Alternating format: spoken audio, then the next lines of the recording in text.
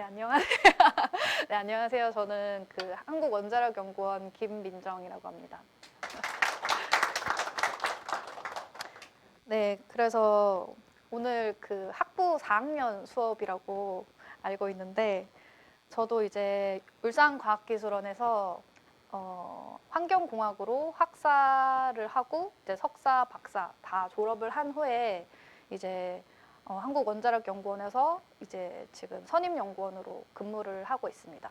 그래서 사실 저는 그 대학생 시절 때 생각을 해보면 제가 하는 이 환경공학이라는 분야가 원자력연구원에서 활용이 될 거라는 생각은 전혀 못했었던 것 같아요. 혹시 지금 여기 계신 분들은 원자력 연구원 아니면 원자력 분야와 어떤 환경 분야의 어떤 접점을 혹시 알고 계신 분들이 계실까요? 아, 네네. 네, 네네. 그래서 우선 오늘 그냥 발표를 통해서 우리 그 환경공학 전공자들이 어떻게 원자력 연구원에서 어, 일을 할 수 있고 어떤 접점이 있는지 그런 것들을 좀 소개해 드리고자 하고요. 그래서 제가 그 학위 과정 때 했던 것들을 이제 간단하게 요약을 해보자면은 여기 이제 물순환 이런 거는 수업 때 많이 들으셨을 것 같아요.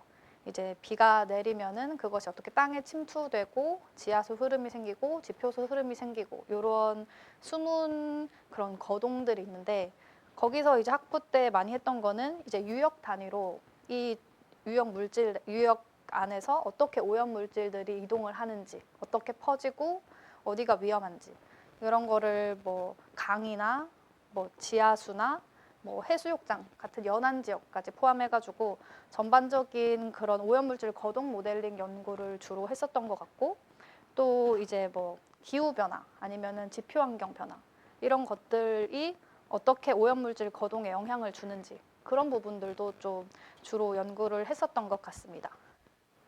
그래서 이제 이런 연구를 했었는데 이게 원자력에서 어떻게 활용이 되는지를 이제 제가 지금 하는 연구를 통해서 천천히 하나씩 말씀을 드리도록 하겠습니다. 그래서 다시 돌아가 보면 오늘 발표 드릴 내용의 제목이 사용 후 해결료 심층 처분 시스템 생태계 안전성 평가 이거든요. 그러니까 단어가 4개예요. 사용 후 해결료, 심층 처분 시스템, 생태계, 안전성 평가 이렇게 있는데 그 저는 입사하기 전에는 이 모든 단어들이 좀 다 낯설었거든요. 그래서 이 단어들 하나하나가 어떤 걸 의미하는지 이제 설명을 드리면서 이제 발표를 진행을 하도록 하겠습니다.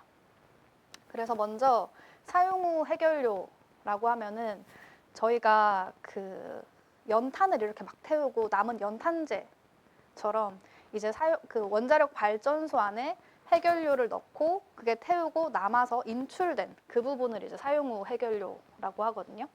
그래서 사용 후 해결료는 요 사용 전 해결료는 이제 대부분 100% 우라늄으로 만들어져 있는데 요게 발전소 안에서 이런 핵분열 반응들을 거치다 보면은 뭐 이런 세슘이나 스트론튬 같은 그런 핵분열 생성물들도 생기고 또 뭐 아메리슘이나 플루토늄 같은 그런 초우라늄 원소들도 포함이 되는데 그래서 여기는 이제 좀 더 사용 전 해결료보다 어떤 좀 방사능을 많이 가지는 그런 방사성 물질들이 많이 포함된 그런 물질이라고 이해를 하시면 되고 이 사용 후 해결료의 특징은 이제 높은 붕괴열과 방사능을 가지고 있는 그런 물질이다라고 이해를 해주시면 될 것 같습니다. 그래서 이제 높은 붕괴열과 방사능을 가지고 있다라는 거는 저희가 어쨌든 그 열을 잘 빼면서 관리를 해야 되고 또 이 방사능이 사람에게 이제 접촉이 되거나 하면은 사람이 되게 위해할 수 있잖아요. 그래서 요거를 사람들한테 잘 그 위해성이 있지 않도록 차폐를 하는 게 되게 중요한데 지금 현재 국내에서는 이런 사용 후 해결료를 적절하게 관리하는 그런 시설이 있지는 않아요. 그래서 대부분 지금 원전 부지 내에 임시 저장 시설이라고 하는 곳에서 이 사용 후 해결료를 임시로 저장을 하고 있거든요. 그래서 보시면은 이제 임시 저장 시설은 보통 이렇게 습식 저장 시설, 건식 저장 시설 이렇게 2개로 분류를 할 수 있습니다. 그래서 습식 저장 시설은 이제 원전 부지 내에서 이런 수조 이런 사진은 몇 번 많이 보셨을 것 같은데 이 수조 안에 사용 후 해결료 이렇게 담궈 놓으면은 그 해결료에서 나오는 그런 핵종의 그런 방사선이 이렇게 물 안에 있으면 차폐가 되거든요. 더 나아가지 못하고 막아져요.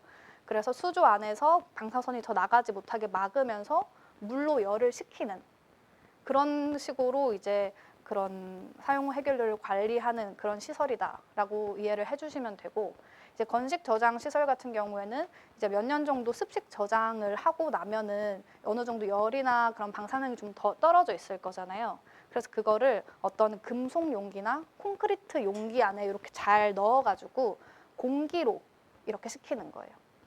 그래서 이제 국내에서는 대부분 이렇게 습식 저장 시설로 원전 내에서 사용 후 해결료를 임시 저장을 하고 있고, 이제 그 월성 원전 같은 경우에만 이제 맥스터라고 하는 이런 조밀 건식 저장 시설을 건설을 해가지고 건식으로 사용 후 해결료를 이렇게 관리를 하고 있는 상황입니다.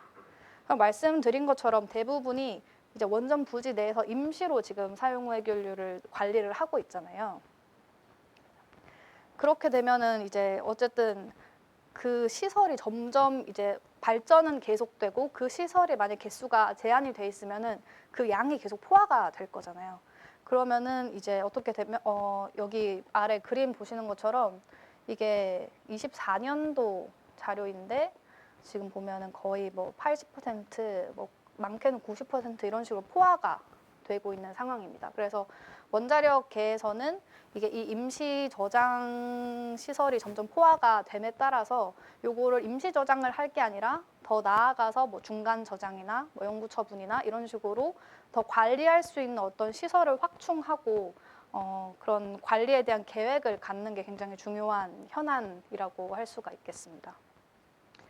그래서 이렇게 임시 저장을 만약에 끝낸 이제 사용 후 해결료가 그 다음에 어떤 식으로 관리가 될 수 있을지를 살펴보면은 아까 말씀드리는 게 앞단이 요 지금 2단계거든요. 발전소에서 사용 전 해결료를 넣고 발전을 경수로 같은 경우에는 한 4년 정도 태우고요. 중수로는 한 9개월 정도 이렇게 태우고 남은 그러니까 그래서 태우고 난 후에 인출이 된 걸 아까 사용 후 핵연료라고 하고 그 사용 후 핵연료를 원전 부지 내에서 이제 여기 적혀 있는 것처럼 중간 저장 시설이나 그런 관리 시설로 운반하기 전까지 이제 부지 내에서 일정 기간 관리하는 요 임시 저장이라는 단계를 거치게 되고요. 그 후에는 이제 영구 처분을 하기 전까지 그 부지 내에서 관리하던 사용 후 핵연료를 부지 외부에 이제 중간 저장, 좀 더 50년에서 100년 정도, 좀 더 장기로 관리를 할 수 있는 그런 시설을 만들어가지고 거기서 좀 중장기적으로 사용 후 해결료를 저장을 하는 그걸 이제 중간 저장이라고 부릅니다. 그래서 중간 저장 같은 경우에도 방식은 임시 저장이랑 거의 비슷하게 뭐 습식이나 건식으로 저장을 하게 됩니다.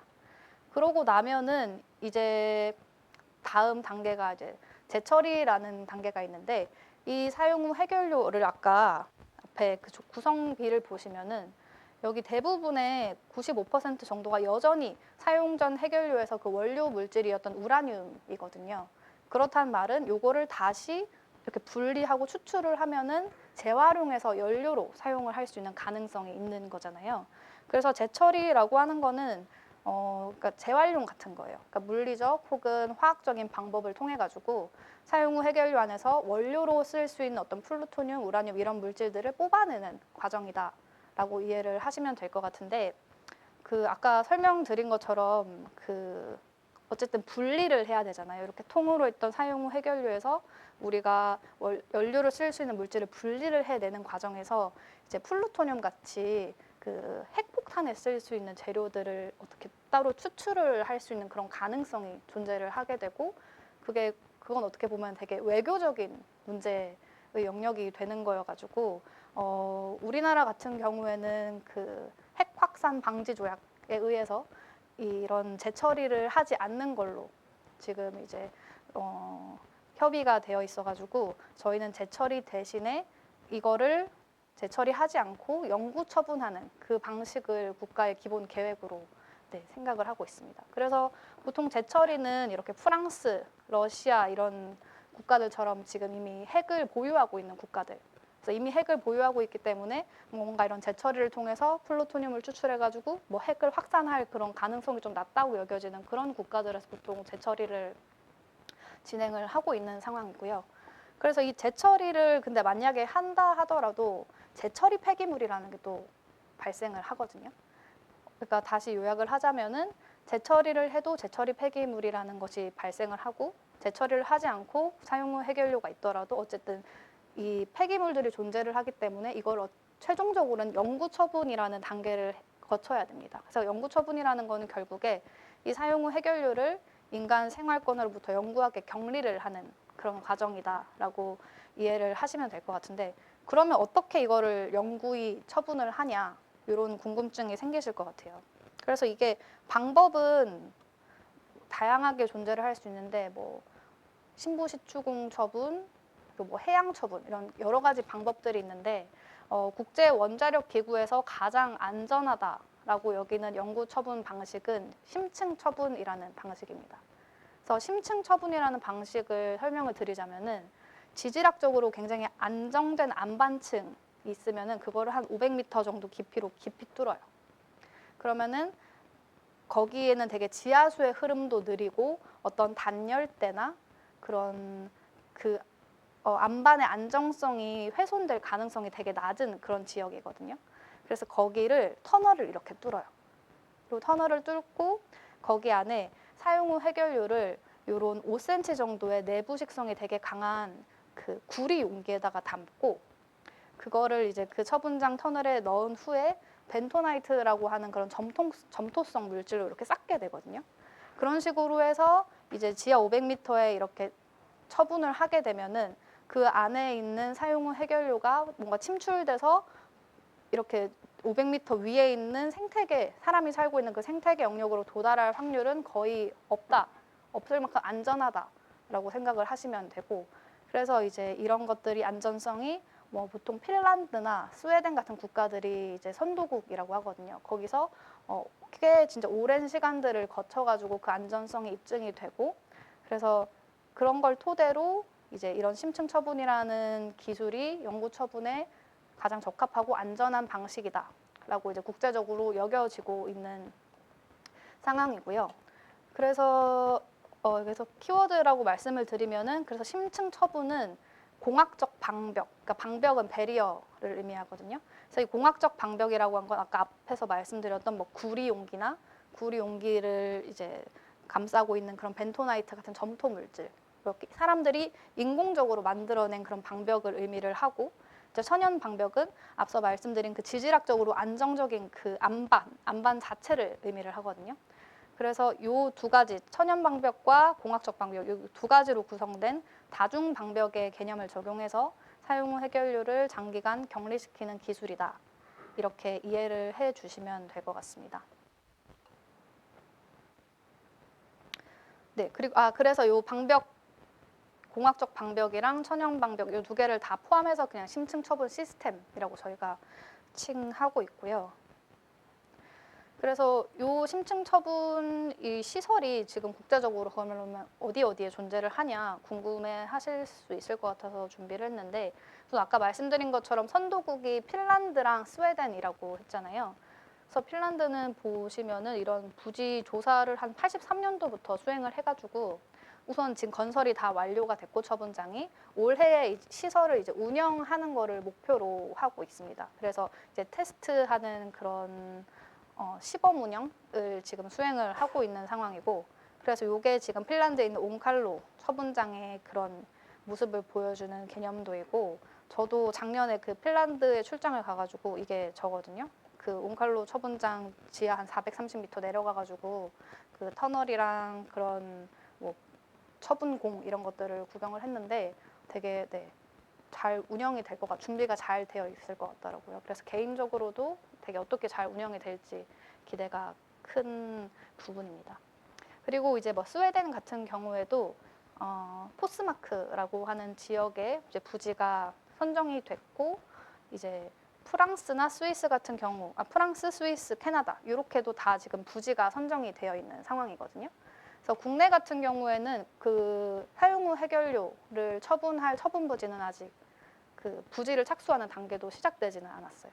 근데 이제 올해 2월에 혹시 뉴스를 보셨을 수도 있는데 이제 이런 사용 후 해결료를 어쨌든 관리를 해야 된다라는 필요성이 되게 크기 때문에 이런 거를 이제 착수를 하려면은 어떤 법안이 있어야 될 거잖아요. 그래서 그 특별법을 준비를 재작년부터 진행을 해왔었고 올해 2월에 그 특별법이 이제 통과가 됐어요, 국회에. 그래서 아마 이제 그런 법안이 준비가 됐기 때문에 그래도 우리나라도 곧 이런 식으로 어떤 뭐 관리 시설들이 준비가 되지 않을까, 빠르게 진행이 되지 않을까라고 생각이 들고, 그리고 이런 심층 처분 시설을 짓기 전에 여기에서 필요한 기술들을 연구하는 거를 이제 지하 연구 시설이라고 하거든요. URL이라고 언더그라운드 리서치 랩 해서 URL이라고 부르는데 그거를 이제 태백에 건설을 하기로 또 이제 그게 진행이 돼가지고 우리나라도 조금씩 이런 처분 시설을 지을 수 있는 그런 기반들이 마련이 되고 있는 상황입니다.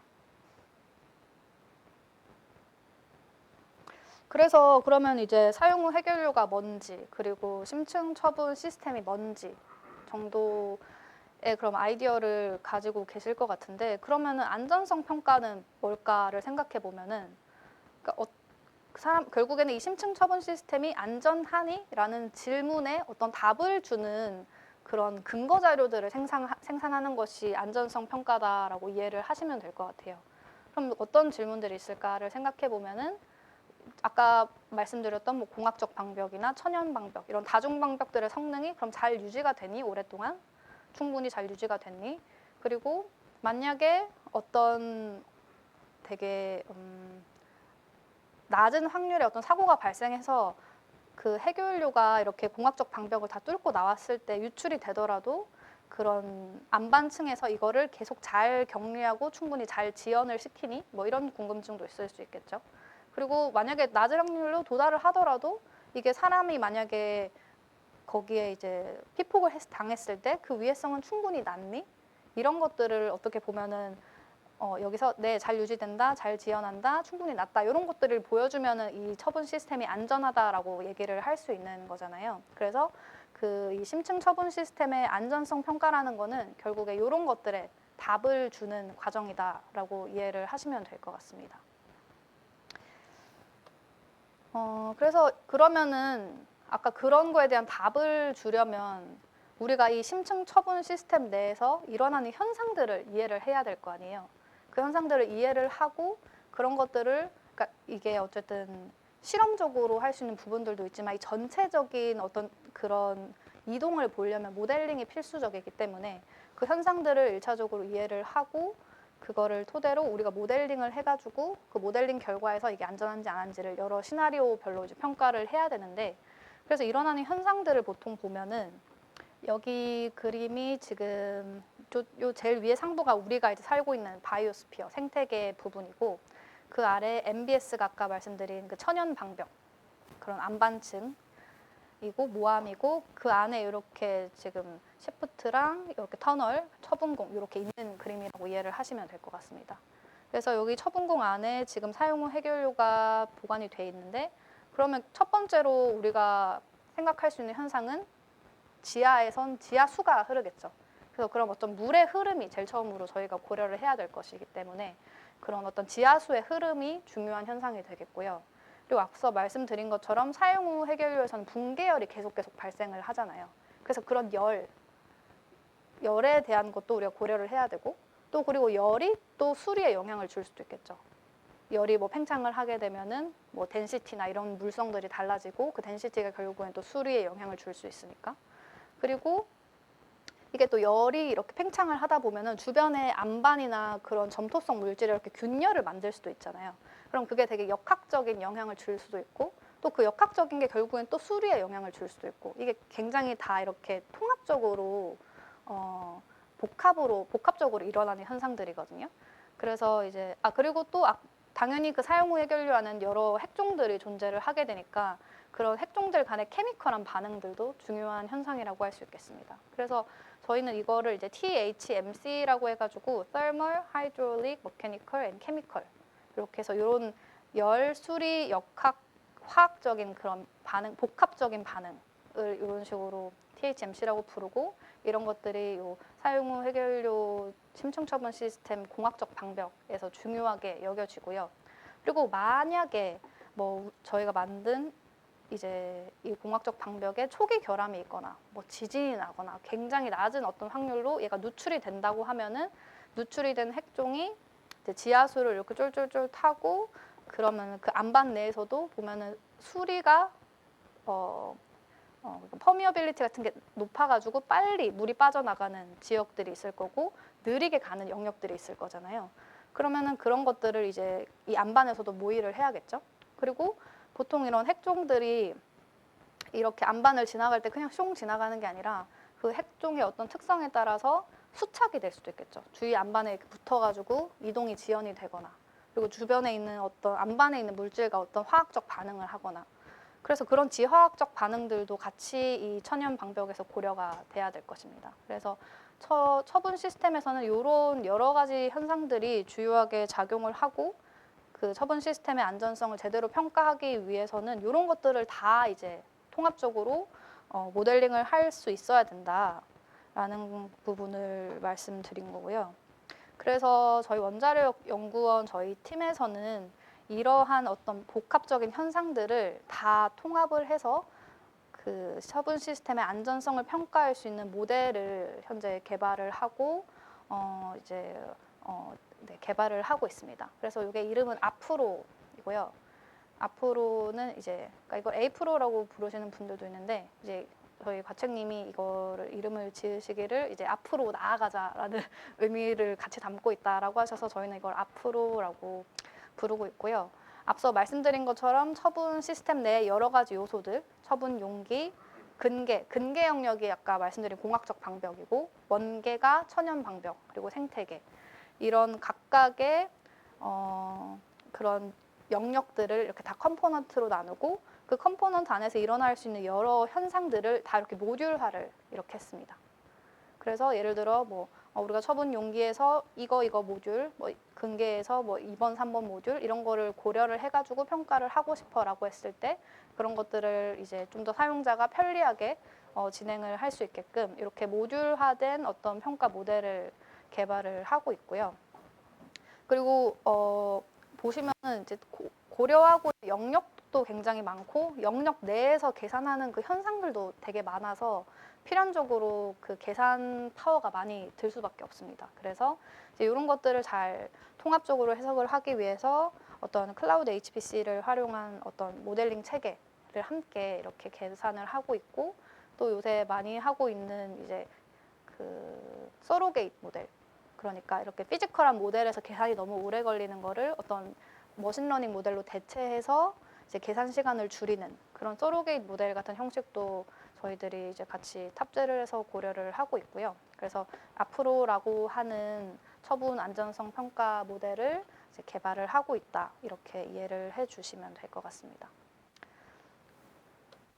네, 그래서 그러면 그 중에 이제 제가 담당하고 있는 부분은 생태계 부분인데요. 이제 생태계라는 거는 앞서 말씀드린 것처럼 어떻게 보면은 이 처분 안전성 평가에서 제일 마지막 단계라고 생각하시면 될 것 같습니다. 처분 용기에서 나와서 근계로 가서 원계까지 이동한 핵종이 이제 사람들이 살고 있는 영역, 저희는 보통 토양층이랑 지표 이 부분을 이제 생태계라고 하는데, 그 부분에 그럼 얼만큼의 양으로 어디에 언제 존재를 할까, 이런 식으로 환경 내 핵종 농도를 예측을 하는 게 우선 1단계가 되겠고요.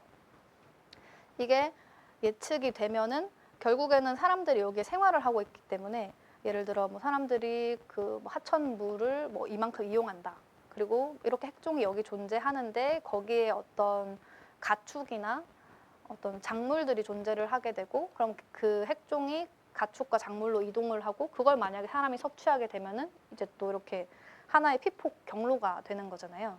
그래서 생태계 안전성 평가는 결국에는 2단계로 구성이 되는데, 첫 번째는 이제 생태계 환경 내에 얼만큼 핵종이 존재하는지 그 이동을 해석하는 게 첫 번째 단계가 되겠고, 두 번째는 이 환경 농도를 토대로 그러면 사람한테 만약에 피폭이 됐다면은 그게 얼만큼의 영향을 주지?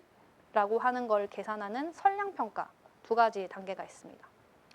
그래서 저는 이제 거기서 1단계 부분을 담당을 하고 있고요. 그리고 앞서 말씀드린 것처럼 이 평가를 하다 보면은 이런 질문을 받아요. 그럼 위험한 거야? 이렇게 피폭을 계산을 한다고 하면은 처분 시스템 위험한 거 아니야? 라고 얘기를 하시는데 앞서 말씀드린 것처럼 그 용기에 넣어서 이렇게 처분을 하면은 이론적으로는 거의 사람한테 도달을 할 수 있는 확률이 거의 없거든요. 그만큼 안전한 시스템인데 저희는 굉장히 이게 어쨌든 위험한 물질이다 보니까 좀 더 보수적으로 정말 뭐 최악의 사실 가능성이 엄청 낮은 어떤 확률로 어떤 일이 발생했을 때조차도 안전하다라는 거를 보여주기 위해서 이거를 하는 거여서 이 뭐 안전성 평가를 한다고 해서 그럼 안 위험하니까 이거 이렇게 하는 거네라고 생각하실 필요는 없을 것 같습니다. 그래서 여기 전제 조건 하나 달아놨습니다. 그게 만약에 결함이나 어떤 성능 상실을 야기할 수 있는 상황이 발생했을 때를 대비해서 그러니까 그렇게 했음에도 안전하다라는 거를 보여주기 위해서 이런 평가를 한다라고 이해를 하시면 될 것 같고 그러면 이제 안전성 평가가 뭔지까지는 이제 이해를 하셨을 것 같은데 그러면 이 안전성 평가를 얼마나 길게 해야 될까가 좀 궁금하실 것 같아요. 그래서 이 안전성 평가 기간을 설정할 때는 저희는 이제 보통 이 사용 후 해결료가 천연적인 그런 자연 수준까지 감소를 할 수 있는 그 시간을 포함하도록 그 평가 기간을 설계를 하거든요. 그래서 캐리에서 진행된 연구를 보면은 한 20만 년 정도면은 그 사용 후 해결료 안에 있는 그런 독성도가 천연 수준으로 감소를 한다라고 나와 있어요. 그래서 저희는 보통 한 이런 수십만 년, 20만 년 정도의 기간을 대상으로 안전성 평가를 수행을 하고 있고 뭐 주요 다른 국가에서도 수십만 년 그리고 좀 더 보수적으로 더 길게 보자라고 하는 국가들은 뭐 최대한 100만 년까지도 안전성 평가 기간으로 고려를 하고 있습니다. 그러면은 사실 이 수십만 년, 100만 년 이런 게 우리가 사실 직관으로 어떤 와닿을 수 있는 그런 타임 프레임은 아니잖아요. 그리고 막연히 생각해봐도 이 정도 기간이면 당연히 기후변화, 우리가 생각하는 그런 기후변화들도 일어날 것이고 지표에도 엄청 많은 환경 변화들이 일어날 것이고 그럼 기후변화가 일어나고 지표 환경 변화가 일어나면은 그게 결국에는 저희가 고려하고 있는 시스템 내에 어떤 지표수나 그런 지하수나 이런 것들에도 다 영향을 줄 수 있잖아요. 그래서 안전성 평가에서는 이 평가 기간 동안 발생할 수 있는 어떤 그런 환경의 변화들을 고려하는 것도 굉장히 중요한 포인트입니다. 잠시만요.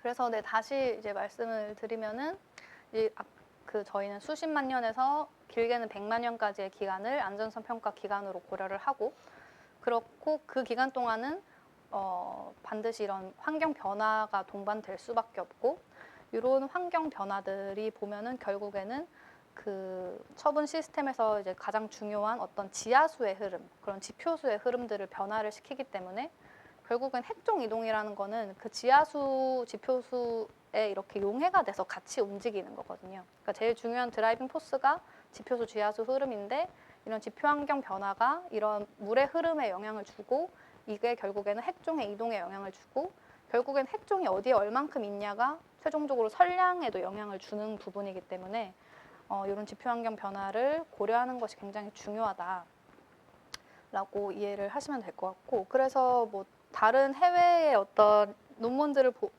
연구들을 보면은 이제 이런 지표 환경 변화 자체를 예측하는 연구들도 굉장히 주요하게 수행이 되고 있습니다. 미래에 어떤 식으로 이런 해안선이나 하천망이 변화할 건지 그리고 이 수십만 년이라는 스케일은 거의 빙하기까지 포함하는 되게 긴 장기 스케일이거든요. 그러면 이제 뭐 땅에도 영구 동토층 같은 것들이 형성될 건데 여기가 만약에 이렇게 얼게 되면은 거기를 피해서 지하수가 이동을 할 거고 그런 유동 변화는 어떻게 될 것인지 이런 것들도 다 이제 종합적으로 안전성 평가에서 고려가 되어야 된다라고 이해를 하시면 될 것 같고 그래서 저희 같은 경우도 이제 영국에 있는 브리스톨 대학이라고 그 핀란드 스웨덴 처분 사업을 할 때 같이 참여했던 대학인데 이분들이랑 같이 협업을 해가지고 이제 한반도 대상으로 이제 이런 식으로 장기 1000년 간격의 100만 년 모델링을 수행을 해가지고 이런 식의 저희가 필요한 어떤 기후 변수들에 대한 데이터를 이제 이렇게 확보를 해가지고 활용을 하고 있는 상황이고요. 그리고 이게 워낙 이렇게 긴 데이터인데 저희가 모델링은 여기 그 다들 환경 모델링 경험이 있으신지는 모르겠는데 모델링 할 때는 결국에는 입력 자료가 중요하잖아요. 그리고 근데 그 입력 자료가 너무 많이 바뀌고 그렇다 보면 모델링을 해야 되는 그 해석의 로드가 되게 커지고 그러면은 저희가 원하는 결과를 갖기까지가 되게 힘들 수가 있기 때문에 어떻게 보면 모델링은 우리가 원하는 게 뭐고 우리가 가지고 있는 소스가 뭐고 그 안에서 적절하게 타협을 해야 되는 그런 부분들이 존재를 하게 되죠. 그래서 요 가지고 있는 어떤 수십만 년이라는 기간 동안 이거를 촘촘하게 시계열로 다 해석을 하기에는 이 평가 기간이 너무 길거든요. 그래서 그거 대신에 이거를 좀 크게 바뀌는 포인트들을 잡아서 그 부분을 하나의 어떤 대표적인 스냅샷으로 다뤄서 모델링을 수행하자라는 컨셉을 저희는 적용을 해서 이런 식으로 반복적인 어떤 패턴을 도출을 해서 이렇게 총 6가지의 스냅샷으로 구간을 나누고 그 구간들에 대해서 어떤 대표되는 숨은 현상들을 모의하는 식으로 저희 모델링을 진행을 하고 있습니다.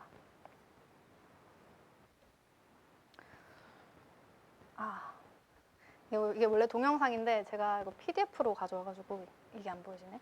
네, 그래서 뭐 이건 제가 그래서 결과를 간단하게 가져왔던 건데 이게 어떻게 보면은 스냅샷별로 어떤 식으로 지표 환경이 변하고 물 수지가 변하는지를 예측하고 그거를 활용해서 스냅샷별로 각 스냅샷에서 어떤 지하수 유동이나 유속 같은 걸 해석하고 이제 그걸 넣었을 때 이게 이제 시계열적으로 핵종이 어떻게 이동하는지를 보여주는 동영상이었는데, 예, 네. 그래서 이런 식으로 어떤 결과를 도출을 한다라고 이해를 하시면 되고, 그래서 이 부분이 아까 말씀드렸던 그 생태계 환경 내의 그 핵종의 농도, 분포다라고 이해를 하시면 될 것 같습니다. 네, 그래서 이런 식으로 결과가 나오는 거거든요.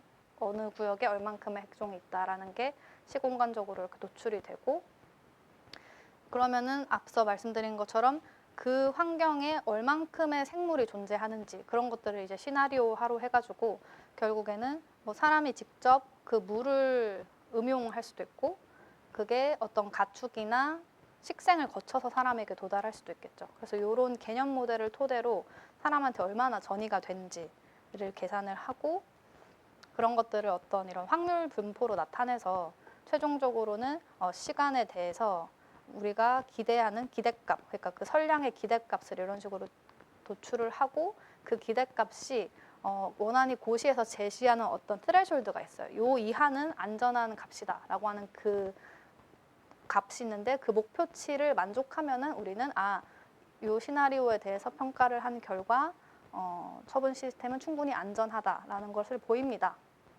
라고 이런 식으로 전체적인 그 평가의 플로우가 진행을 된다라고 이해를 하시면 될 것 같습니다. 그래서 이게 전체적인 그 안전성 평가의 어떤 결과물과 그런 과정들이었고요.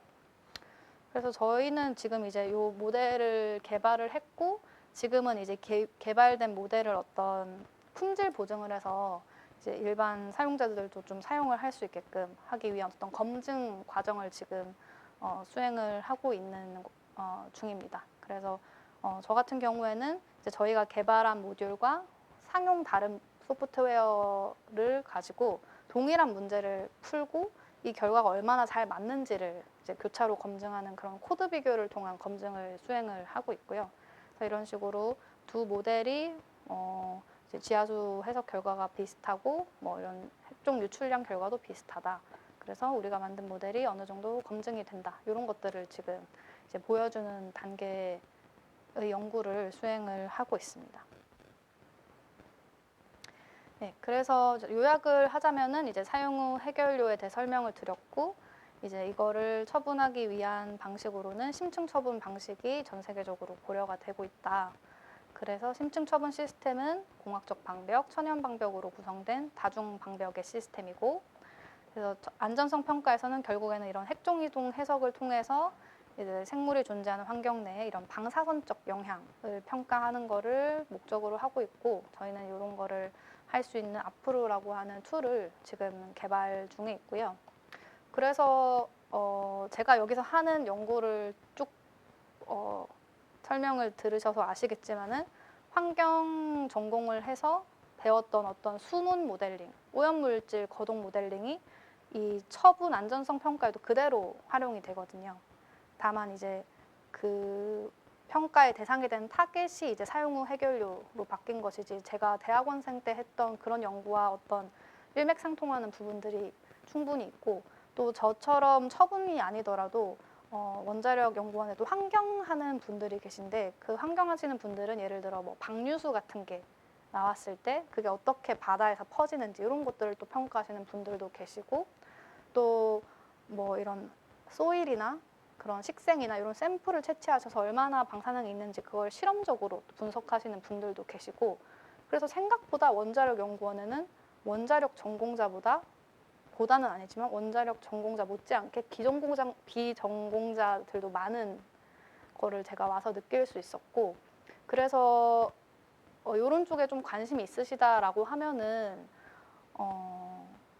뭐 조금 더 뭐 대학원에서 공부를 더 하시고 가셔도 좋고, 뭐 연구원 내에서도 뭐 UST나 뭐 학생 인턴 같은 프로그램들이 많은 걸로 알고 있거든요. 그래서 관심 있으신 분들은 그런 기회들 잘 활용하셔가지고 네, 많이 참여를 하시면 좋을 것 같습니다. 네, 그래서 이상으로 발표를 마치도록 하겠습니다. 감사합니다.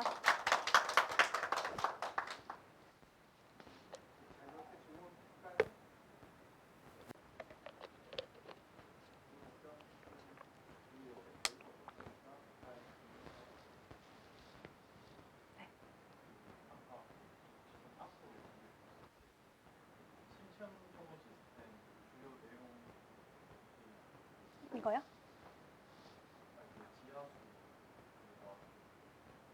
지하수.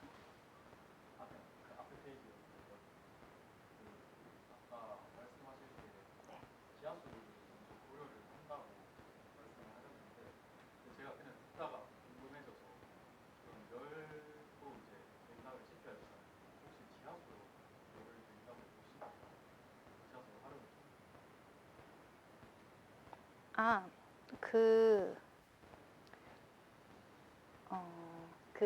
우선은 그 사용 후 해결료가 지하수에 접촉되어 있는 상태가 아닙니다. 그 심층 처분 시스템 안에서는, 그러니까 지하수라는 건 결국에는 사용 후 해결료를 이동하게 하는 드라이버 역할이 더 크거든요.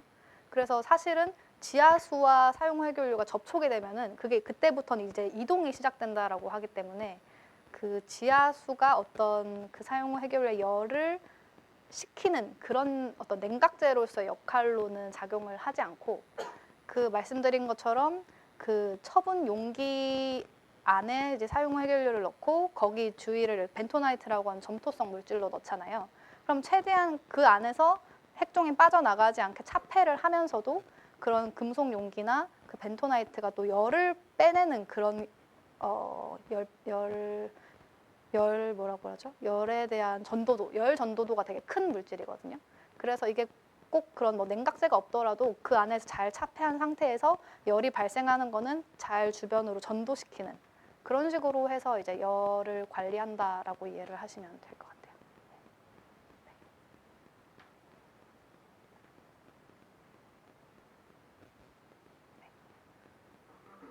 최근에 소형 모듈 원자로 개발되면서 좀 바뀌었던 걸로 아는데, 그 소형 모듈 원자에 누가 이렇게 좀 사용하려고 하면은 거기서 나오는 문제가 세균이랑 원래 기존에 있던 거대한 원자로에서 나오는 세균 발균에 비해서 좀 차이점 같은 게 있나요? 좋은 질문인데요. 제가 이거 추가했어요.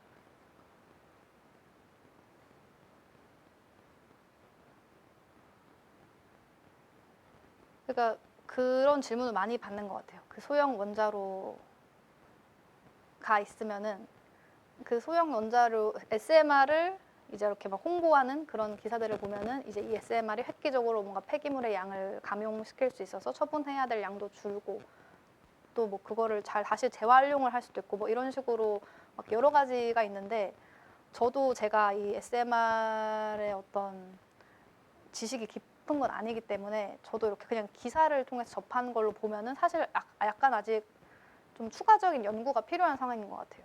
2022년에 여기 PNAS 나온 논문을 보면은 여기는 또 SMR이 뭔가 대형 원자로보다 좀 더 많은 폐기물을 생성한다라고 하는 것도 있고 또 개발사들은 아니다라고 하는 것도 있고 그래서 그 결국에는 이 심층 처분이라는 방식을 계속 가질 것인지 아니면 뭔가 좀 더 분산형으로 작게 뭔가를 할 것인지 이런 거는 그 SMR에서 나오는 폐기물이 어떤 건지를 좀 더 이렇게 규명을 하고 그 후에 진행된 연구에 따라서 결정이 될 것 같은데 아직까지는 이 부분에 대해서 좀 추가적인 연구가 필요한 것 같고 그래서 저희 연구원에서도 이제 다른 나라들이랑 이제 내년부터 그 어떤 국제 프로젝트 같은 거를 시작해서 이런 소형 원자로나 아니면 차세대 원자로에서 나오는 그런 폐기물들을 이제 분석을 해서 그 폐기물들이 이런 후행이라고 하는 이런 폐기물을 관리하는 그 단계에서 어떤 식으로 활용이 될 수 있고 어떤 방식이 적합한지 이런 것들을 같이 연구를 하는 거를 이제 곧 개시를 하는 걸로 알고 있거든요. 그래서 그 부분은 이제 추가적인 연구가 필요한 상황인 것 같습니다.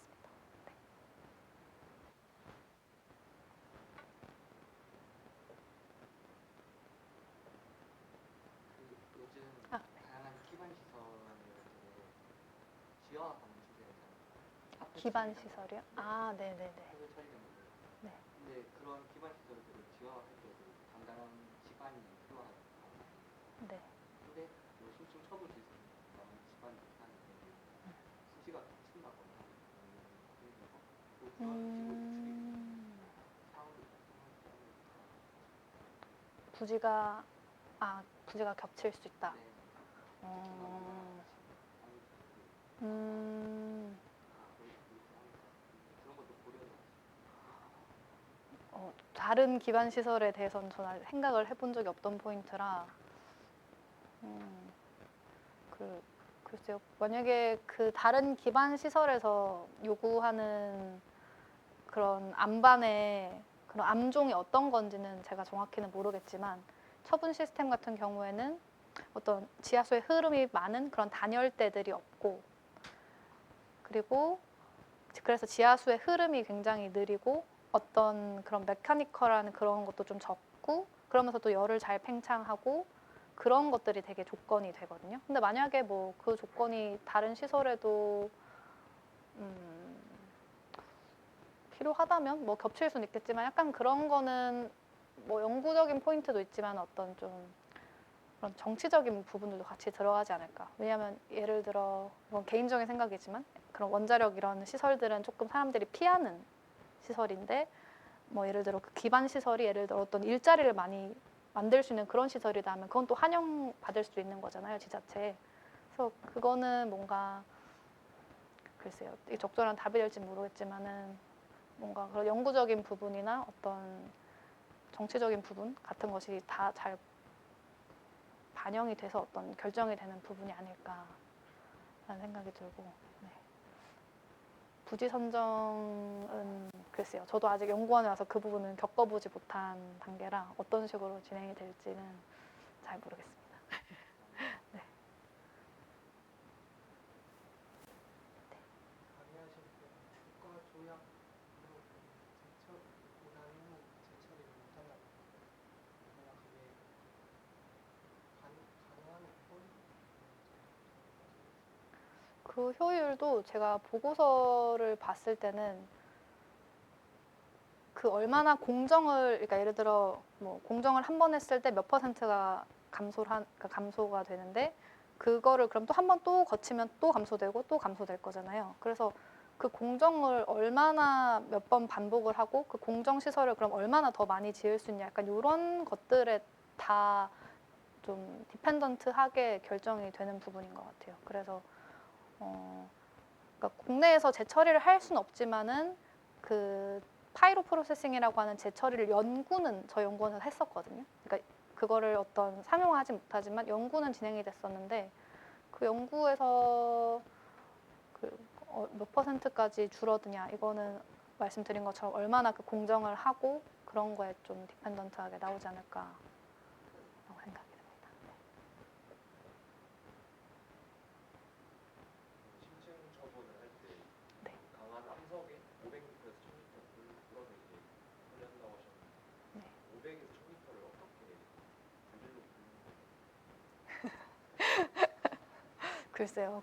저도 그러니까 저희 연구원에도 그 500m까지는 아니지만 그거보다 조금 얕지만 어쨌든 그 산에 그 연구용 터널이 있거든요. KURT라고.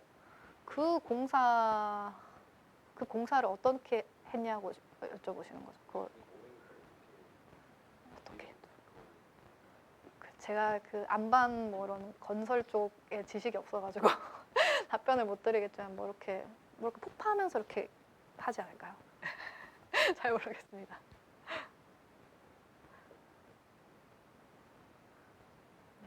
푸시가 오염수 방류를 제작했어요. 그게 이제 찾아보니까 1년이 전문가들이 있거든요.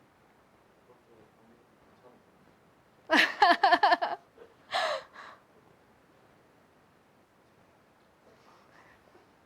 이게 뭐 유튜브에 남는다고 하더라고요, 이 영상이.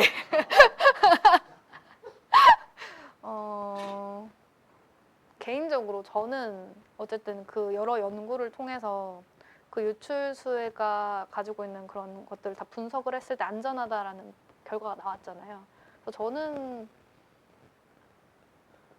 네, 그렇게 생각하는데 네, 이거는 뭐 사실 어떻게 보면은 이게 과학적으로 안전하다고 생각해도 예를 들어 그 이런 얘기 많이 하더라고요. 그러니까 물에 그 엄청 독을 조금 타서 이 정도 타면 안전해 마셔라고 했을 때 그 양이 너무 미량이라서 안전한 건 알지만 사람이 심리적으로 이걸 마실까를 생각했을 때는 또 다른 얘기잖아요.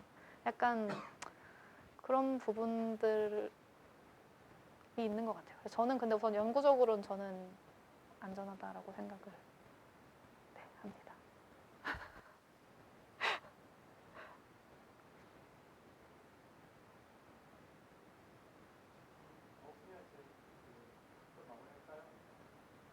네, 감사합니다. 다들 뭐 소금 하나 또 그거 레포트도 다 적어야 하거든요.